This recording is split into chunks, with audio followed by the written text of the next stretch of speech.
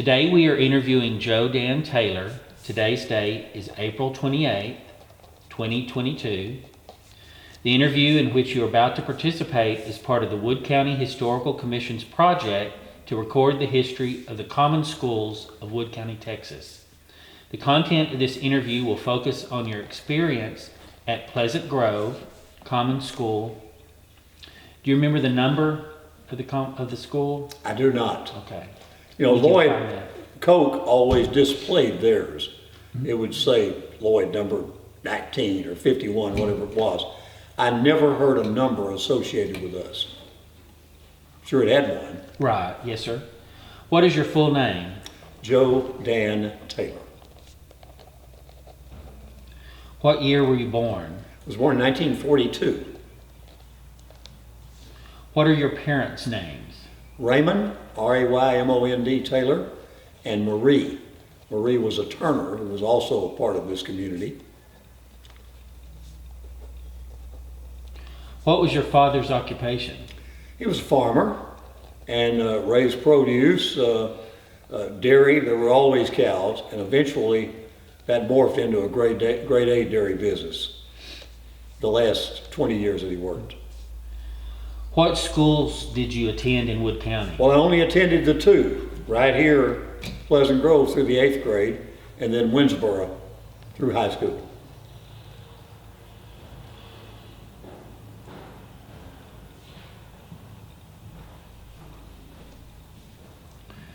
What was the highest grade taught at Pleasant Grove? 8. Now, there was always a vacant grade. One of the grades had no kids, so it kind of moved up as we went along.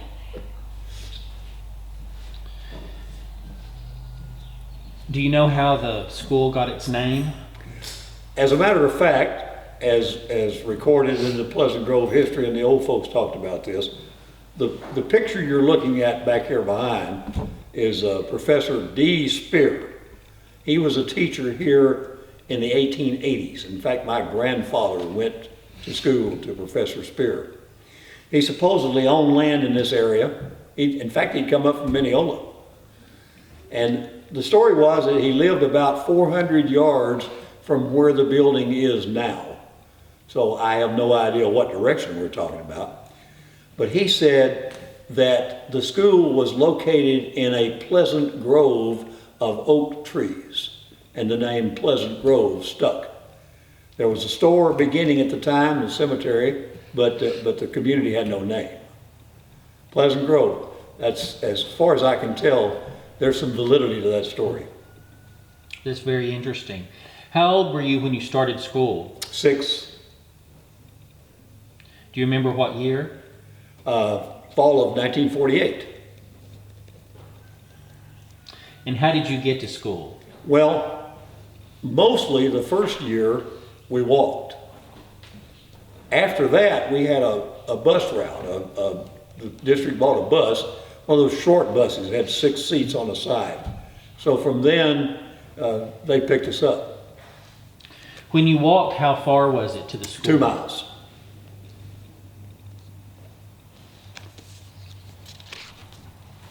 Did you walk down a road, or was it a path through the pasture? It was road.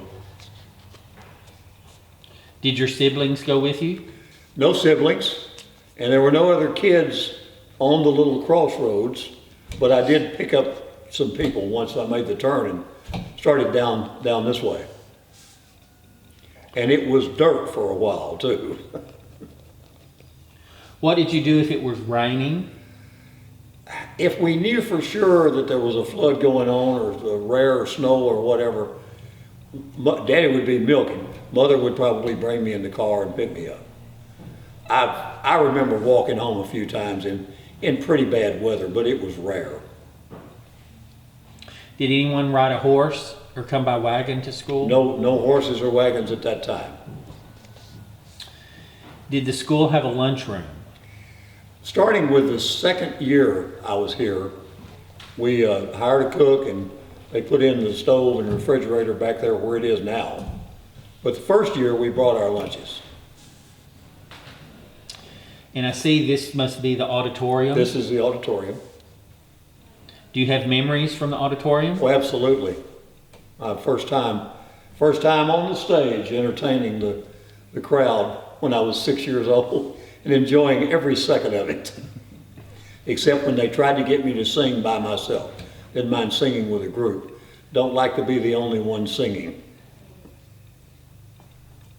Did the school have lots of plays? We put on plays for Halloween, Thanksgiving, Christmas, Easter, end of school. People would come in with music shows, brought in a screen occasionally and show a full-size, full-length movie. And then that end of the year stew we talked about, it'd be 200 or 300 people here. We'd cook all day, congressman came. It was quite an event. I remember one time in particular, we had a box supper, pie supper technically. I'm not sure it was raising money for something.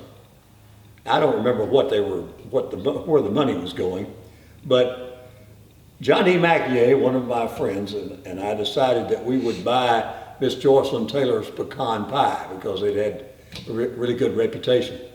We had maybe $1 between us, and lots of pies were only selling for 50 cents.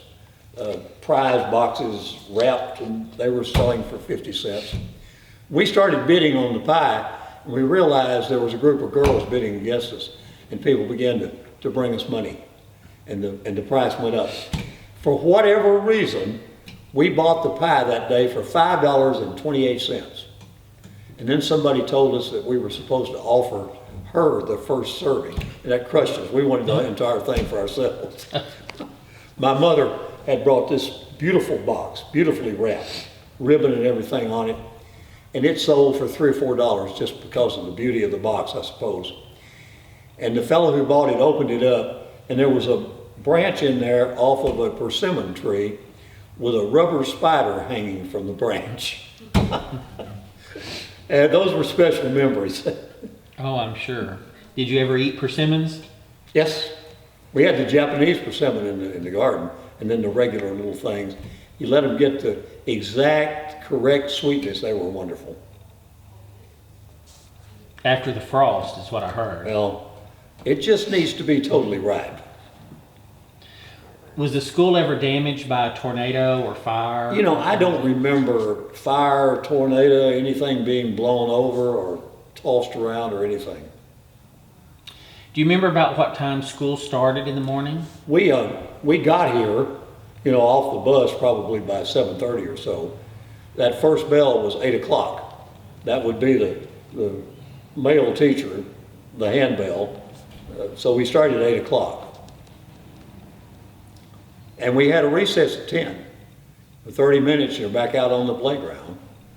And an entire hour off at lunch. Eat in 10 minutes, and you had time for a choose-up softball game after that. Do you remember what time the school day ended? It ended at 3:30. And we did something. Of course, we had basketball games, softball games once a week in the season. But we did something now that you won't find in a public school. On a rainy Friday afternoon, we'd come in here, teacher would play the piano, and we would sing hymns right out of the Baptist hymnal. And nobody thought anything about it. That's cool. Did you ever have to miss school to work at home or in the field? I didn't. A generation before me, that was commonplace. My dad attended school for, I think he said 12 years, and he only made 9 grades. Because lots of times he only went 4 months. Right. Was that here? That was here. Do you remember some of your teachers? Well, we only had the 2 at a time. First we had the Walkers. Miss Walker taught the lower grades, and Mr. Walker the upper grades. And when I got ready to go into the upper grades, which I'm assuming was the 5th, then they left and the Gibsons came in. So I had Mr. Gibson for grade 5, 6, 7, 8, or 6, 7, 8, whichever it was.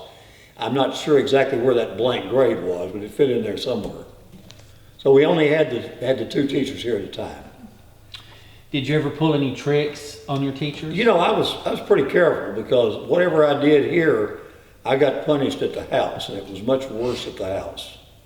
So I wasn't much of a cane raiser. I was pretty calm. What were some of the supplies you had to bring? You know, of course, the first grade you showed up with a tablet and a pencil, and that was pretty much it. And you know, glue, and eventually we got to use a fountain pen, but it was rather limited. And we were a so-called rich district, so pencils and papers and things like that were pretty much furnished. Who were some of your friends? Well, I was in the biggest grade in school. There were 8 of us.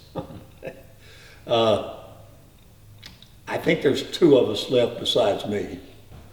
Mark Onley, John D. Mackier, John Nolan Taylor, Merle Adams, Wayne Havens, people like that, Sandra Kennemer, Betty Cobb. We all graduated from high school. We all graduated from high school on time. Now the Havens boy went to Quitman to finish his senior year. So I always consider this a pretty good place to get an education. We seemed to be prepared for the world when we got out of here. Do you remember any escapades or adventures you had with your friends here? Well, not so much in school, because it was pretty, we did some things that, trick or treat, you know, stuff like that. We did get cleaned out a guy's watermelon patch one time. We all had a big black diamond melon apiece, and came up here and put them on the porch and ate the heart out of them. And the big cemetery meeting was the next morning, and all those watermelon rinds were sitting out there. And my dad said, "You boys do that?" I don't know how he knew, but he just seemed to know. We put up, I think the S&H Green Stamp sign, the double stamps on Wednesday in front of the funeral home, was one of my personal favorites. And the outhouse on the school steps in Winsboro that was a good one too.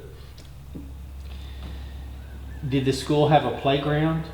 Yes, basically everything across the road, which is now part of the cemetery out there at Pleasant Grove Memorial Park. The baseball and softball fields were down in this corner.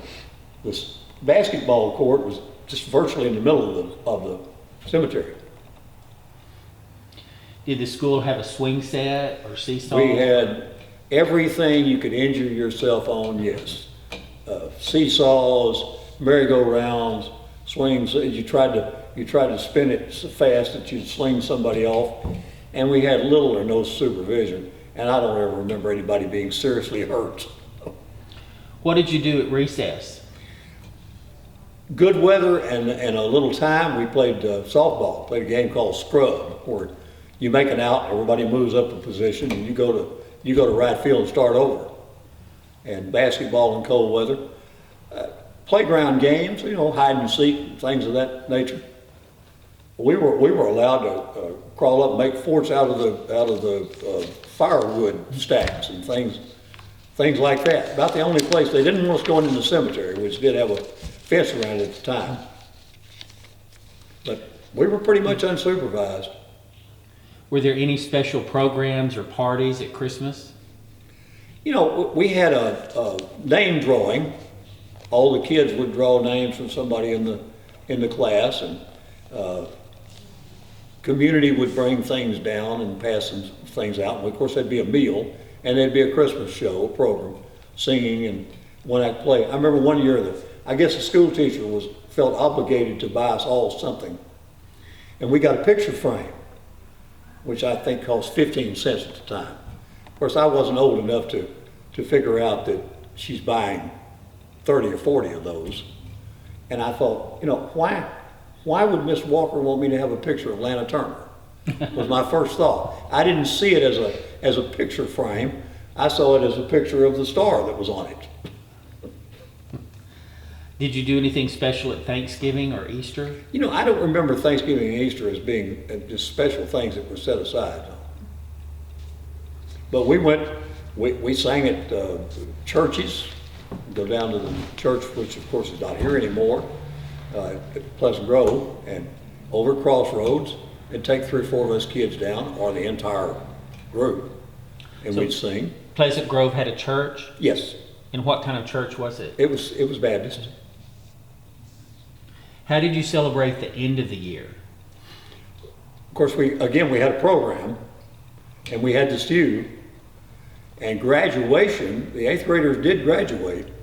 There were several county schools together. My particular graduation was at Cana. So, it was the only graduation I ever went to in elementary, so I assume they had them every year. I just wasn't that aware of it. Did the parents participate? Yes. On the last day? Were there other things that went on that last day besides the stew? You know, I don't remember the last day as being anything special. We probably still had class. Our teacher in grades, the first 4 or 5 grades, Miss Walker, would play the piano. We had a rhythm band, and I can only imagine how that really sounded. But they were praising us as we beat on triangles and beat sticks together, and there was one drum and things like that. But you know, everybody told us we were doing a wonderful job, and we went to other schools and performed and things like that. We had a good time anyway. Was there a PTA? No PTA. Did your school have sports? Played basketball and softball. Did you play? Played some. I had a rather mild case of polio when I was 10. Kind of slowed down my progress. Kind of slowed down my running a little bit. I hadn't run into golf at the time. I didn't know there was another sport out there waiting for me. But I started as a 5th grader playing with the 7th and 8th grade team, and I was never really a starter after that. They'd stick me out there. They'd try to hide me. Put him at second base. Nobody will hit the ball there. Put him in right field. Nobody hits it over there. But they always found me. What other schools did y'all play? We played Coke and Cartwright, Long Grove, Cana, and at least one more. We talked about this earlier, and I'm not sure. Somewhere down in Mineola, close to Mineola, we went to a school, and somewhere over the other side of Perryville, the memory of which the name is lost. How was the school heated? We had radiators, water heating in the classrooms. It was wood in here. There was a big round pot-bellied stove that sat over there, and it had a roaring fire in it. So it was either 20 degrees on this side, 90 degrees on that side. Well, maybe not quite that bad, but you know, it was one of those things you didn't think about it because it was what it was. And how was the school cooled? It wasn't. You raised the windows and said a little prayer. Hope the wind would blow. If you were injured at school, who took care of it? Well, of course, we didn't have a phone. There were no cell phones. I remember one time Mr. Walker took somebody home, and maybe it was a nosebleed or something they couldn't stop. But for the most part, we were just lucky. There didn't seem to be much happening that couldn't be handled here. What was discipline like? Mr. Walker was rough. As I mentioned earlier, I was careful. But one of the teachers' favorite things, the men teachers, Mr. Gibson especially, he would get you a pinch of hair right here and kind of lift you off the floor with it. After you had that a couple of times, you didn't want it again. But yeah, they used paddles. But I was fortunate enough to avoid that. What was your favorite subject? Probably history, government. We had a set of encyclopedias, and you know, you've got 3 classes in a room or 4. Class is going on for one. There may be special projects, but there's some dead time when nobody's really doing anything with that great. I read encyclopedias. I know how boring that must sound now, but this was before television, and there was no library. I remember getting to Winsboro And went to the library and got some of those encyclopedias out. I wanted to find out what happened to this person I'd read about, that person I'd read about, because it was modern. Our set of encyclopedias, the war was still going on. So, When you brought your lunch, what did you usually bring? whatever we had for breakfast. And that might be a biscuit this big around with a fried egg in it and a piece of sausage that big. Sounds good. Oh, well, it was. My dad, prior to that, when he was a kid, he said they'd bring their lunch in a syrup bucket. And he said the biscuits, there might be one with egg or bacon or whatever, but he said also you kind of hollowed out the middle of it and filled it up with the syrup. And that sounds pretty good too. What type of container did you use? A paper sack. Fried bologna a few times. Fried bologna keeps. Also known as round shape. Yeah, I don't remember anybody dying of any kind of infection or anything. Was there an end of year awards program? You know, I don't remember anybody passing out anything as saying this is the top student in whatever, or this was we didn't have valedictorians in the 8th grade or any of that stuff. Do you remember your daily routine at school? Pretty much. And what was it? Well, class for an hour and a half, and then a 30-minute recess, and then class for an hour, and then you're out for an hour at lunch.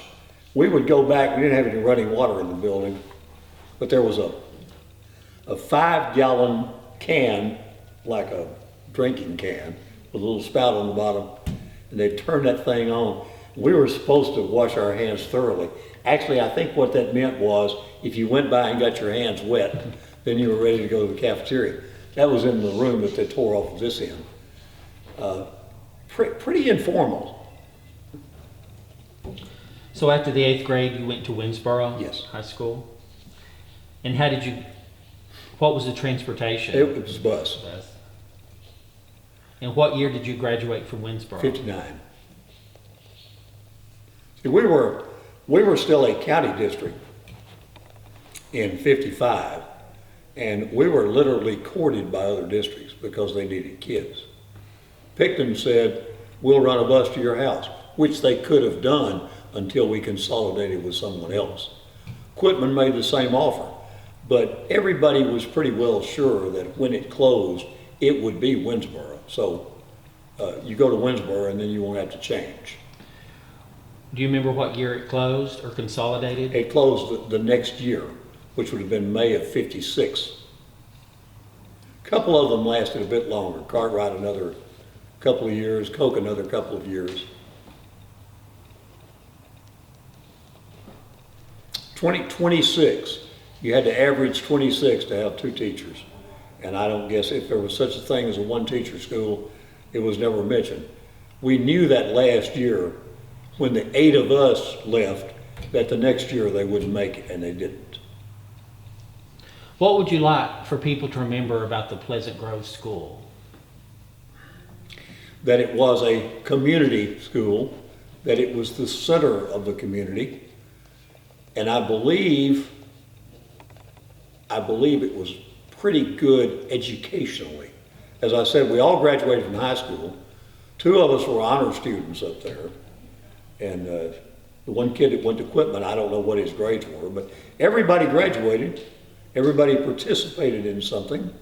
We were diverse. We had the music, the acting, singing, the sports, whatever else.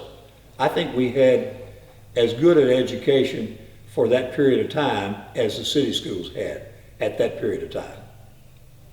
Is there anything else you would like to add about Pleasant Grove? Pleasant Grove. Well, we've got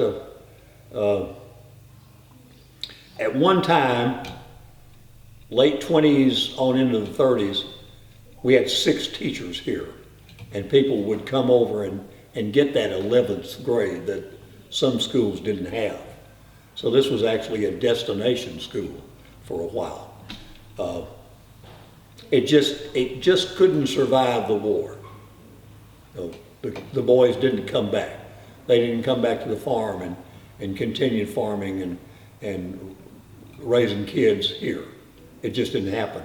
And it was pretty much that way all over the county. Well, before the war, there were over 40 of these common schools in Wood County. And by 1950, there were 12. Well, and you mentioned, you didn't have running water. Did you have a well outside? Eventually, the well was on the other side of the cemetery. And I remember when they brought the water fountain in, it set out here and had 4 spigots on it with handles. And we drank it, it came directly out of the well. And every once in a while, the big boys would get permission to actually go out to the well and drink out of the water hose out there. Did you have outhouses? Yes, Was, one back over in this section for the boys and one back over this side for the girls. In fact, I remember when we tore this one down, because they realigned everything, and it happened to be sitting on property owned by the fellow next door. And since it was no longer a school, it was Reese Turner. He said, now, if y'all want that 10, and it was 10 like they don't make anymore, well, this was put up in the 20s, we came down and tore it up and carried it to the house and made a shed out of it. And it was better then than the new stuff you could buy. A note about this building, my first cousin Doyle was in the first class here, which was 1926. They went from a school prior to Professor Spear to the one that Professor Spear was in, which was basically, according to the literature, a 20 by 50 foot box with windows on one end. Then about 1903, 4, 5, along in there somewhere, they got the money together and they decided to build a really fancy school, which was on the other side of the road. I've seen the pictures. 2 stories with a balcony along the front. Beautiful thing. Somebody got to digging around in the records and they realized that the school had to be on this side of the road or everything went back to a previous property owner. So it was torn down and they built this building in the summer of 1926. And the first class was in 1926 here. 6 classrooms, each the size of the cafeteria you're talking about, and for many years, 6 teachers. So nobody wanted to play Pleasant Grove in baseball, softball, or basketball. Well, we thank you for your time in helping us save and preserve the stories of our Wood County Common Schools. You're very important with your contributions and memories that Thank you're you very sharing, much. and we appreciate this in your time. Let me add a couple of family notes. Oh, sure. Well, this is, again, it's special because I was born here and grew up here and went to school here and whatever else. My great-grandfather came to Wood County at the end of the Civil War from Georgia, bringing 3 young children with him. His wife had died. He came with a new wife, and that would be my lineage. He was born, my grandfather was born here in 1869, about a mile down the road. So we've always been here. As long as there's been a Pleasant Grove, we've been here. Hope that goes on for a little while too. and you live here currently? No, I do not live here. He owns some property. Oh, I own some property here. I live in Overton so I can be near my wife. oh. Thank you for having me. Oh, well, it's been our honor. There's a teacher here on up into the late 30s named Guy Lemon, L-E-M-M-O-N-D. When they put on the stage shows, according to my uncles, he was worried about there not being enough light to see them. So this little item right here is his invention. He put all this in. Electricity had come to Pleasant Grove by 1937 or 8. So there were light bulbs along here all the way up and down. We had no electricity where I lived 2 miles north for a couple of, well, actually till 1946. But the light on the stage here, that was an early innovation by Mr. Guy Lemon, one of the teachers.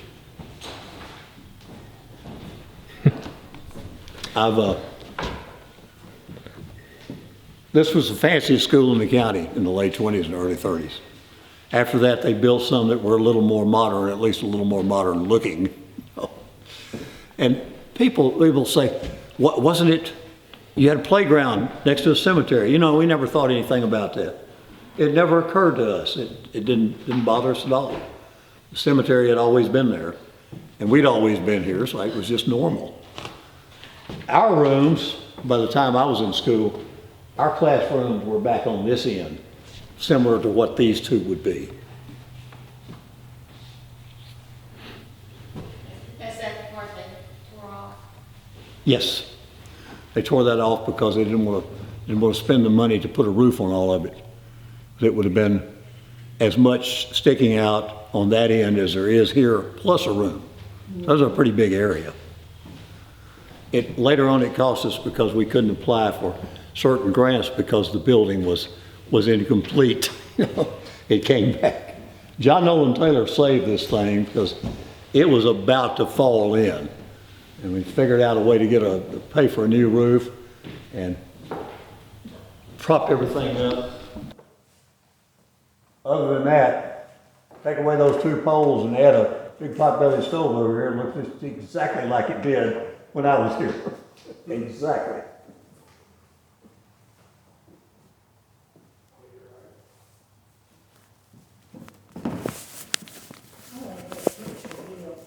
The night the picture was presented, but the son was here, or he came back later on. Okay. I can't remember, I think his name was Ossie Spear, and he brought the portrait that was taken of his dad in 1947 on his 90th birthday. But he came down sometime in the 50s when I was in school here and presented this picture to us. We thought that was really special. And you know, it's hung there now for what? Well, it was 1947 was when the picture was taken. And that's probably not when it was brought here. Because I remember when he brought it down.